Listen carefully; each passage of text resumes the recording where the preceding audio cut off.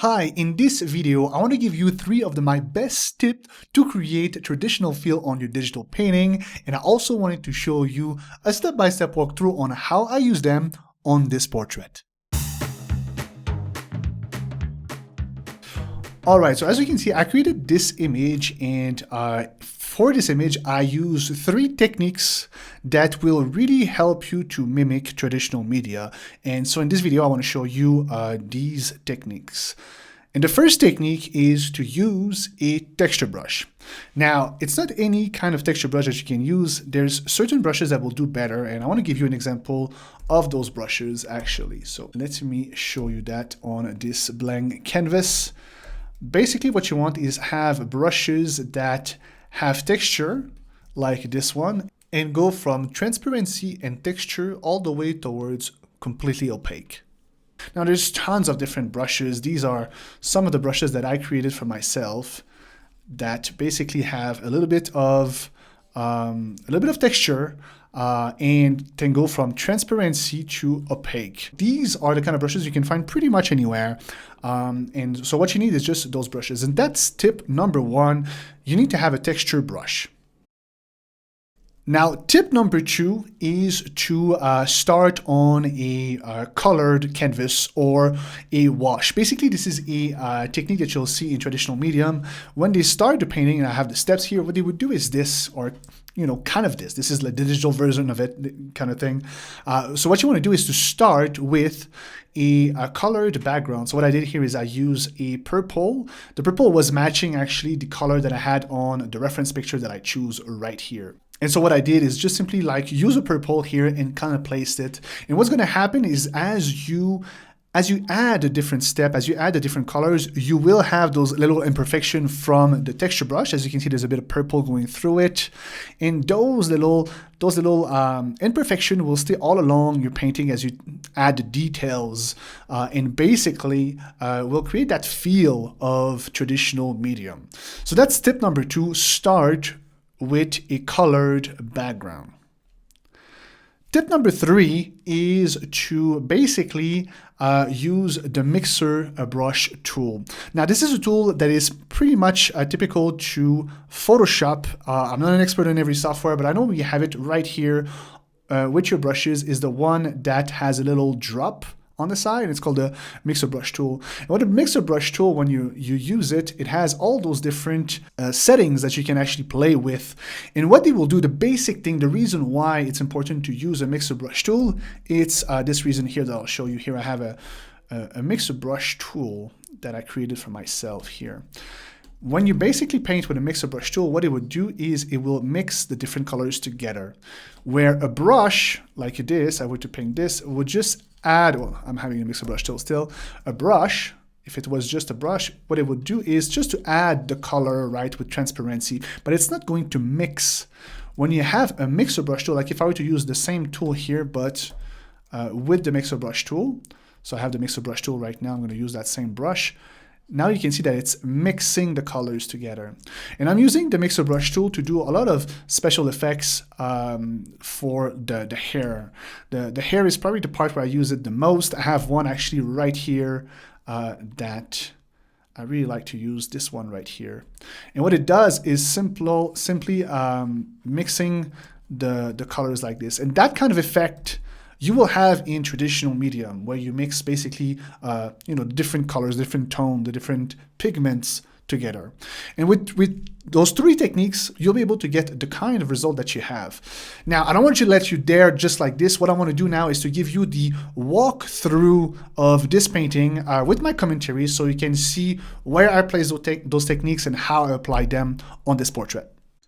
Okay, so the first thing I'm going to do is obviously to, like I was saying, add a purple as a background color to give me just that wash, that base color to start from.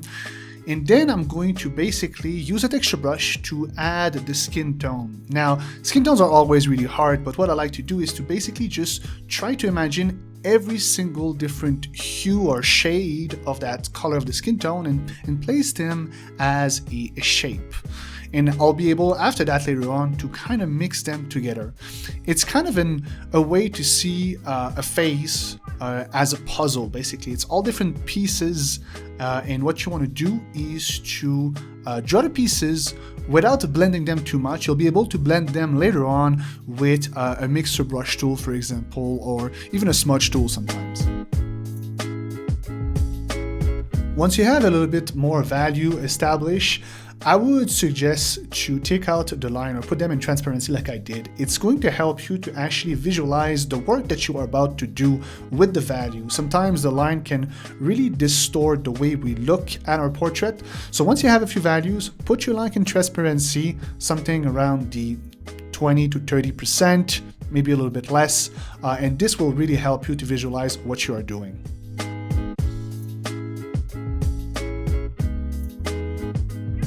Here is a great example on how I use the mixer brush tool to mix the value. You see I have a very strong texture for the hair, but I would like to have my hair a little bit smoother. So I'm using the mixer brush tool here and simply pass over those two values, those two colors, to mix them and blend them in a way that they look a little bit more basically mixed together.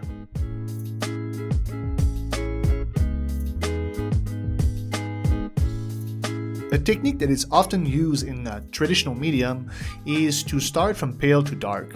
So I'm doing this with this painting. I'm putting now a darker tone for the eyes and the eyebrow, which will draw focus on the face, but I'm not going pure black just yet.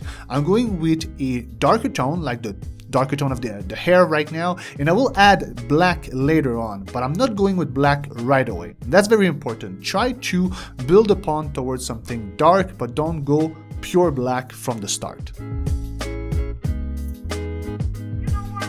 One thing I want to remind you here is that if you want to have that texture feel, then you have to mix your values and your colors with the texture brush. The mixer brush tool, like I showed for the hair, is great because it's going to give you a very smooth effect. But if I want to have that texture that feels like it's almost like on a canvas, then you'll need some texture, and that will come especially with a brush that has a heavier texture. Now there is mixer brush tool with texture that you can use out there, but if you do not have those kind of texture mixer brush tool, then really just use any brush that has texture and a little bit of transparency to mix your colors. Just be simply very careful on how much you press on your brush.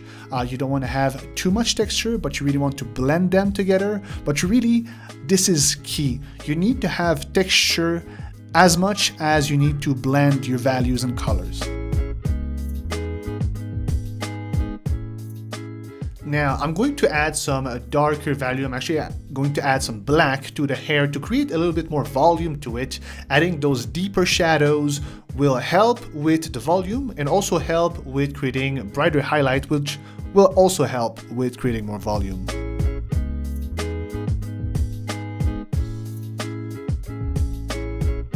One important thing to remember when you want to have something that looks traditional is to not over blend. If you have too smooth of a texture on your canvas, on your painting, it's going to look a little bit more smooth, a little bit more digital. If you keep a little bit more of that texture, that canvas texture, or that any texture that you found and paint with, it will give that effect that you're painting with real brushes.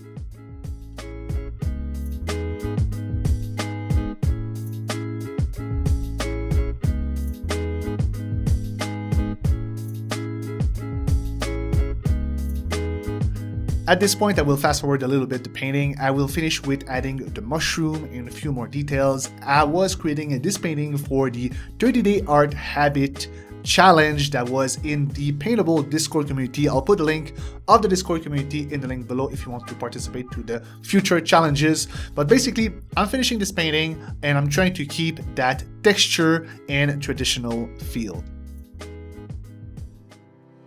And that's it for this video. I hope you guys liked it. I hope you learned a thing or two about how to transform your digital painting into traditional look and feel. And if you want to participate in the future paintable challenges, you can join the Discord server. I placed a link in the description of this video.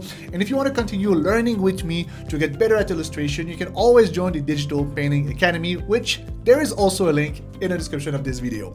For the rest, you can subscribe to not miss any YouTube videos, and I'll see you in the next video, guys. Happy painting.